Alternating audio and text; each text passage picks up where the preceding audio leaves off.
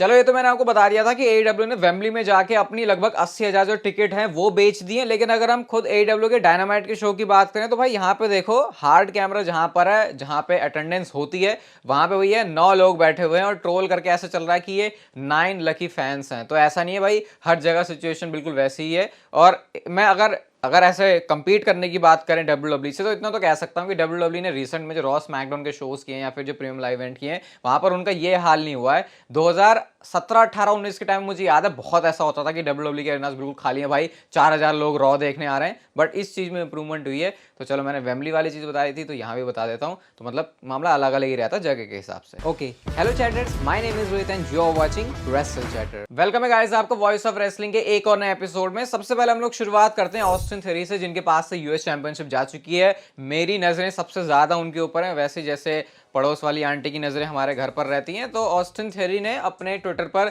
इसके बाद अपनी जो साइलेंस है उसको ब्रेक किया और वो यहाँ पे लिखते हैं always go and get it, और साथ में अपनी वही जो उनकी फेवरेट इमोजी है वो उन्होंने यूज करी हुई है, always go and get it. मतलब कि अभी भी ऑस्टिन थ्योरी यहाँ से काफी मोटिवेटेड लग रहे हैं। ऐसा नहीं है कि भाई उनको लग गया कि उनके लिए सारी चीजों का अंत है। और जो मैंने आपको लेटेस्ट उनके बारे में बात बताई है वो ये है कि ऑस्टिन थ्योरी का बेबी फेस टर्न करके WWE उनको शायद चला सकती है। और उसके पीछे रीजन ये है कि क्योंकि जॉन सीना की जैसी इमेज थी ना कि भैया उनको बच्चे पसंद करते हैं या फिर सब कुछ, तो वैसा सीन है। मुझे एग्जैक्ट ये नहीं समझ में आया कि ये बच्चे पसंद करने वाली चीज़ पता कहाँ से चली है। अगर मैं कुछ मिस कर रहा हूँ तो आप लोग मुझे बता सकते हो ऑस्टिन थ्योरी के बारे में ये वाली चीज़। हम चलते हैं गाइस अपनी अगली स्टोरी की तरफ, और ये जुड़ी है रैंडी ओटन से। तो अब रैंडी ओटन के रिटर्न को लेके जो मामला इतना गर्मा रहा था, थोड़ा सा ठंडा पड़ा है। और ठंडे टाइम में जो चीज़ें पता चलती हैं आई थिंक वो ज़्यादा एक्यूरेट होती हैं। तो हमको ये रिपोर्ट पता चली है रैंडी ओटन के बारे में कि इस समय रैंडी ओटन को लेकर WWE में जिक्र भी नहीं हुआ इस चीज़ का कि उनको प्लान क्या है, उनके क्रिएटिव प्लान्स में क्या चीज़ें होनी है। और ऐसा इसलिए क्योंकि WWE के डॉक्टर्स ने अब तक उनको मेडिकली क्लियर भी नहीं किया। और ऐसा इसलिए भी क्योंकि उन्होंने अब तक रिंग में घुसे भी नहीं है, वो सिर्फ उन्होंने जिम में जाकर ट्रेनिंग शुरू करी है। तो ये अभी रैंडी ओटन के बारे में ऐसे टाइम फ्रेम के हिसाब से अगर हम लोग सोचें तो भाई फिर नजर तो थोड़े महीने बाद ही आ रहा है कि रैंडी ओटन वापस आएंगे। इवन मैंने आपको पहले ही बताया था कि डॉक्टर्स ने तो ये भी कह दिया कि भाई वो उनको सजेस्ट नहीं करते कि उनको दोबारा से रेसलिंग रिंग में आना चाहिए, लेकिन वो चीज़ रैंडी ओटन बिल्कुल रिजेक्ट कर चुके हैं। वो वैसे नहीं करना चाहते अपना करियर खत्म। तो ये लेटेस्ट है रैंडी ओटन के बारे में। तो थोड़ा सा भी इंतजार और सब्र करना पड़ेगा एंड होपफुली जो सब्र का फल है वो मीठा भी हो जाए। कर्ट एंगल ने पॉल हेमन और ब्लड लाइन के बारे में ऐसी बात बोली जो इतनी तीखी लगी पॉल हेमन को कि उसका उनको जवाब देना पड़ गया। सबसे पहले कर्ट एंगल ने क्या कहा, कर्ट एंगल अपने पॉडकास्ट में ये बोलते हैं कि जो स्टोरी लाइन है वो ग्रेट है but I think Heyman was full of shit, ऐसा उन्होंने पॉल हेमन के बारे में कहा। और वो ये बोलना चाह रहे होते हैं कि इस समय पॉल हेमन बहुत क्रेजी होंगे कि अब हमको नेक्स्ट क्या करना चाहिए, क्योंकि कहने को तो वो ये कह रहे हैं कि भाई उनके पास पूरी स्टोरी पड़ी हुई है, वो ऐसे कर देंगे वैसे कर देंगे, लेकिन एक्चुअल में कर्ट एंगल का ये कहना था कि इंटरनली जो पूरी ब्लड लाइन है, स्पेशली पॉल हेमन का नाम लेते हुए, कि वो ऐसा फील कर रहे हैं। अब अगर पॉल हेमन जिन्होंने अपने बच्चे की तरह पूरी ब्लड लाइन की स्टोरी लाइन को पाला है, अगर वो ये बात सुनेंगे किसी के मुंह से, वो भी कर्ट एंगल जैसे बंदे के मुंह से जिसकी इमेज है, उसकी रेपुटेशन है, तो जवाब तो उसका आना ही था। जवाब आ गया पॉल हेमन की तरफ से। आप लोग ट्वीट देख सकते हो जहां पर वो लिखते हैं, no matter what inning we are in, at least we are not looking for exposure through the next old timers day. ऐसा करके सबसे पहले तो उन्होंने छिल दी कर्ट एंगल की, और साथ में ये भी बोलते हैं and just for the record I type this tweet with a broken fricking finger nail. मतलब कि उन्होंने पूरी तरीके से रोस्ट कर दिया। यहाँ पे उन्होंने एक्सप्लेनेशन देने की भी वो नहीं समझी कि भाई इस बंदे को एक्सप्लेनेशन भी क्यों दूं मैं, बस उन्होंने सिर्फ 2-3-4 लाइनें लेके रोस्ट मार दिया। बेसिकली पॉल हेमन ये कहना चाह रहे हैं भाई तुझे जो सोचना है तो सोचते रहे, हमें पता है हमने क्या प्लान किया है ब्लड लाइन के लिए, और वो चीज़ हम आगे प्रोसीड भी करने वाले हैं। आपके हिसाब से कौन सही कह रहा है, कर्ट एंगल, आप टीम कर्ट एंगल हो या फिर टीम पॉल हेमन? वैसे टीम वाली बात नहीं है, थोड़ा ऐसा लग रहा है कि भावनाओं में बह के शायद कर्ट एंगल ने बोला, लेकिन उनको भी नॉलेज है, हम कुछ नहीं कह सकते भाई, बाहर से देख के कुछ नहीं कह सकते। बट हाँ, जो टेलीविजन पे ब्लड लाइन ने कमाल किया है, हम आइडिया लगा सकते हैं कि शायद थोड़ा बहुत पॉल हेमन ही सही बोल रहे हैं यहाँ पे। अगली स्टोरी जिला फाटू से रिलेटेड है। तो मैंने आपको कल बताया था कि रिकिशी ने कैसे ये विक्ट्री वाली या जो भी इमोजी है, ये खुशी वाली इमोजी इसका यूज किया था। तो अब जिला फाटू ने भी रिकिशी के बाद इस वाली इमोजी को यूज किया हुआ और उन्होंने डाला। मैंने आपको बताया नहीं था कि जेकब फाटू ने भी ट्वीट किया था कि बॉटम ऑफ थर्ड इनिंग, यानी कि वो बताना चाह रहे हैं कि शायद वो भी ब्लड लाइन की स्टोरी लाइन में आ सकते हैं, और वो कौन है उसके लिए मैंने ब्लड लाइन की पूरी समोन्ट्री की वीडियो बनाई है, वो डिस्क्रिप्शन में आपको मिल जाएगी, फिर आई बटन को भी जाके आप लोग देख लेना। तो अब ऐसा लग रहा है भाई ये भी एंट्री मारेंगे ब्लड लाइन की स्टोरी लाइन में। मैंने कुछ मस्त मस्त ट्वीट भी किए हैं इसको लेके, तो आप लोग ट्विटर पे भी फॉलो कर सकते हो इस चीज के लिए। अगली स्टोरी रिलेटेड है रिकिशी से। तो रिकिशी को आके इस बात पर थोड़ा सा क्लैरिफिकेशन देना पड़ा। वो जो पे बैक वाली चीज मैंने आपको कल बताई थी कि वो रेफरी बनने वाले हैं, ऐसा उन्होंने कहा था कि उनके प्रमोटर ने कह दिया है। फिर मैंने आपसे भी कहा था कि क्या पता आप चीज़ों को छुपाने की कोशिश कर रहे हैं। तो रिकिशी ये कहते हैं भाई इस बात में कोई भी सच नहीं है, इस रूमर में कोई भी सच नहीं है कि वो पे बैक में होंगे। उन्होंने इस बात को बिल्कुल क्लियर कर दिया कि भाई मैं पे बैक में नहीं आने वाला। अब देखते हैं, अब उन्होंने ऐसा बोल दिया तो क्या वो आएंगे या फिर नहीं। रोंडा राउजी का मुझे एक बेस्ट एग्जांपल लगता है। उन्होंने कहा था वो तो नहीं आने वाली डब्ल्यूडब्ल्यू में, और फिर उन्होंने रॉयल रंबल में आके अपना जो है डब्ल्यूडब्ल्यू में डेब्यू किया था। तो कई बार फैंस को अलग डायरेक्शन में लेके जाने के लिए सुपरस्टार, सेलिब्रिटीज, लेजेंड्स ऐसा कहते हैं। देखते हैं इस ब्लड लाइन के केस में क्या वो चीज होती है या फिर नहीं।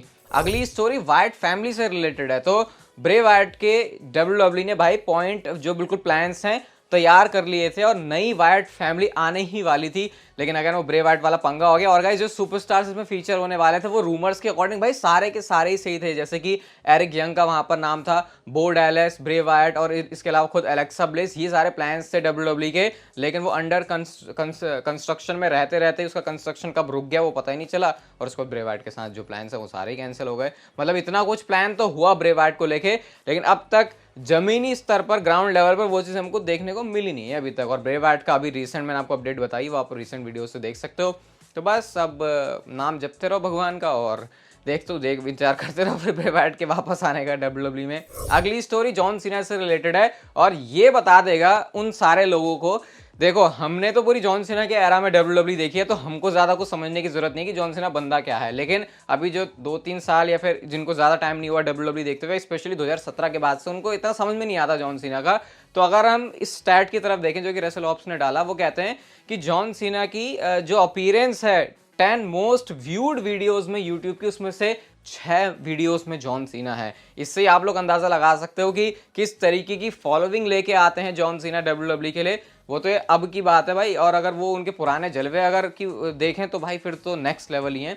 अभी उस लेवल पे जाना सुपरस्टार्स के लिए बहुत मुश्किल हो जाता है, लेकिन वो काम जॉन सीना उस टाइम में उन्होंने किया था। तो भाई इसके लिए उनको प्रॉप्स बनते हैं और इसीलिए उनको डब्ल्यूडब्ल्यू के अंदर गोट और लेजेंड भी कहा जाता है। तो ये मेरे को थोड़ा अपने आप को सेटिस्फाई भी करना था जॉन सीना के बारे में बता के, तो इसलिए मैंने कर दिया क्योंकि मुझे जॉन सीना बहुत पसंद है। अगली स्टोरी की तरफ हम चलते हैं और भाई थोड़ी सी सैड न्यूज़ है, लेकिन इसके साथ साथ गुड न्यूज़ भी है और सब कुछ है यहाँ पे। सबसे पहले तो ये रिपोर्ट है कि अगला जो स्मैकडाउन का एडिशन होने वाला है वहां पर ब्लड लाइन का कोई भी मेंबर नहीं होगा।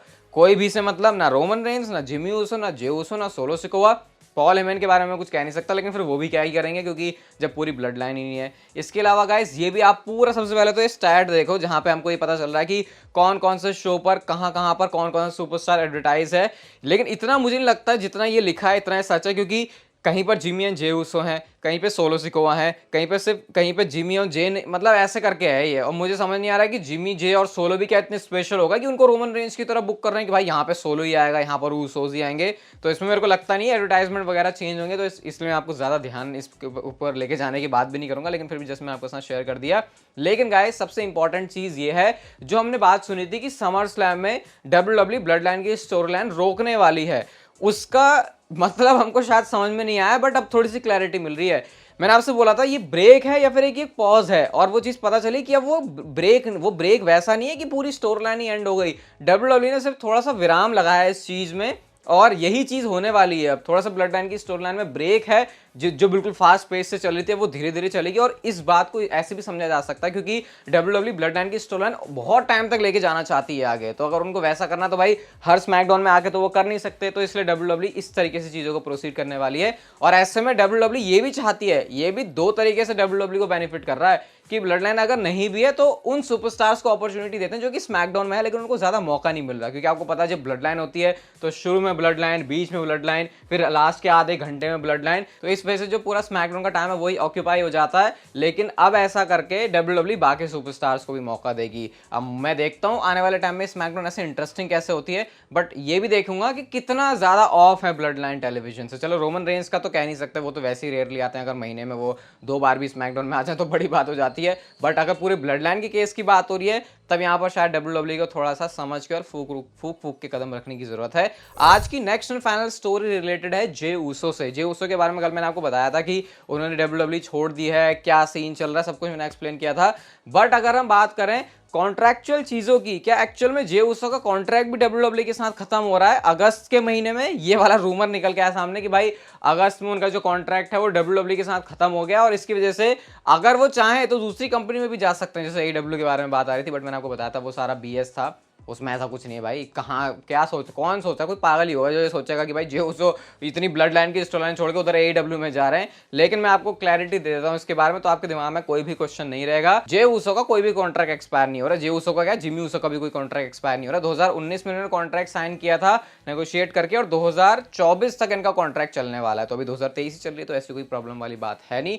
बाकी गाइस डॉक्यूमेंट्री स्टाइल वाली हमारी जो वीडियोस है उसकी भी पूरी प्लेलिस्ट आप लोग चेकआउट कर सकते हो। ये वीडियो अच्छी लगी तो इसे like share subscribe and notification bell को ऑन कर देना, and I will see you guys in my next video.